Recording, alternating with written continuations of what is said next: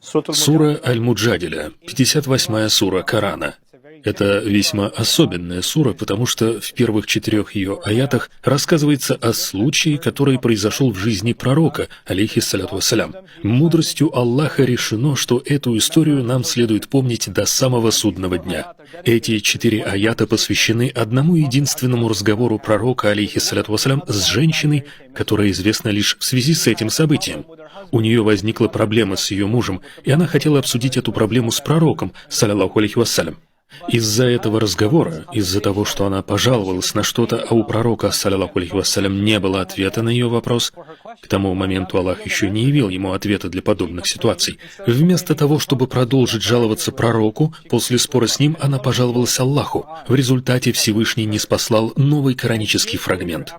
Однажды, годы спустя, уже после того, как пророк, саллаллаху алейхи вассалям, покинул этот мир, Умар ибн Хаттаб, да будет доволен им Аллах, будучи главой государства, в сегодняшних терминах президентом, путешествовал в сопровождении охраны. Это, знаете, как сегодня едет президентский кортеж с мотоциклистами, охранниками, множеством автомобилей с важными людьми, целым караваном из автомобилей. И, конечно, они куда-то торопятся. Умар ибн Хаттаб встречался с группой делегатов от разных племен, курайшитов и других. И в этот момент случайно по улице шла та женщина. Напомню, это было уже годы спустя после смерти пророка, саллаллаху алейхи вассалям. Она идет по улице, останавливается и восклицает: «О, Умар!» Зовет его «Умар!» И Умар, да будет доволен им Аллах, останавливает свой караван, всю свою свиту, всю эту официальную делегацию, слезает с лошади, подходит и заговаривает с ней. Женщина начинает громко говорить ему: «Я знала тебя еще, когда тебя звали Умейр». Умейр — это уменьшительное от Умар. «Я помню тебя еще с тех пор, как ты был маленьким». И начинает поучать его: «Ты должен бояться Аллаха. Теперь ты большая шишка, да? Теперь ты глава государства, амир-уль-мукминин. Посмотри на себя. Всегда бойся Аллаха, всегда помни Аллаха». И так она говорит с ним целый час. Читает ему лекцию прямо на улице. И вся его свита, его охрана, все послы просто стояли и ждали, пока она закончит. А Умар не сказал ни слова. Лишь когда она закончила и ушла, правитель сказал: «Можем идти». Кто-то из его окружения подошел и спросил: «О, правитель правоверных, никогда прежде мы не видели такого. Ты остановил всю нашу процессию, всех этих важных людей из-за одной старушки. Почему?» И он ответил: «Однажды, когда эта женщина пожаловалась, ее жалоба была услышана выше 7 небес. Аллах ниспослал новый фрагмент Корана из-за этой женщины, и если бы она говорила со мной до вечера или даже до завтра, я бы стоял и слушал. Единственный повод, по которому я бы прервал ее ненадолго, это молитва. Это была бы единственная причина. Как же мне не слушать ту, которую слышат над 7 небесами, ту, из-за которой не сходят коранические строки?»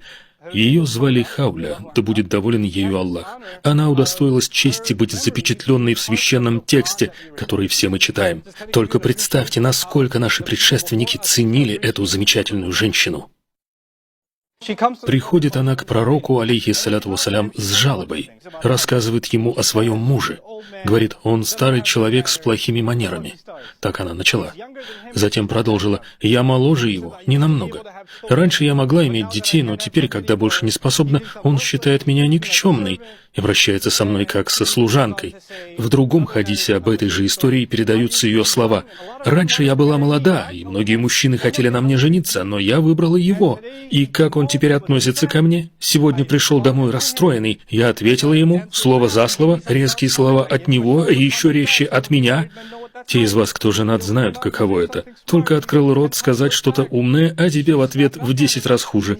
Женщина продолжила: «В общем, я огрызнулась в ответ, а он расстроился. Говорит: отныне ты мне как мать».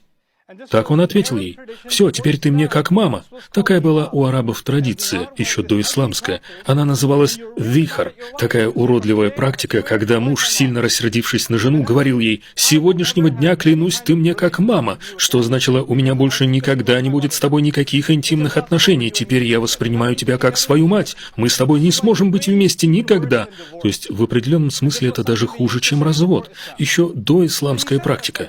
Итак, муж сказал ей это и ушел. Жена рассказывает: «Он побыл со своими друзьями час или около, затем, вернувшись, захотел сблизиться со мной, но я сказала: нет, ты не приблизишься ко мне, пока Аллах и его посланник не вынесут решения.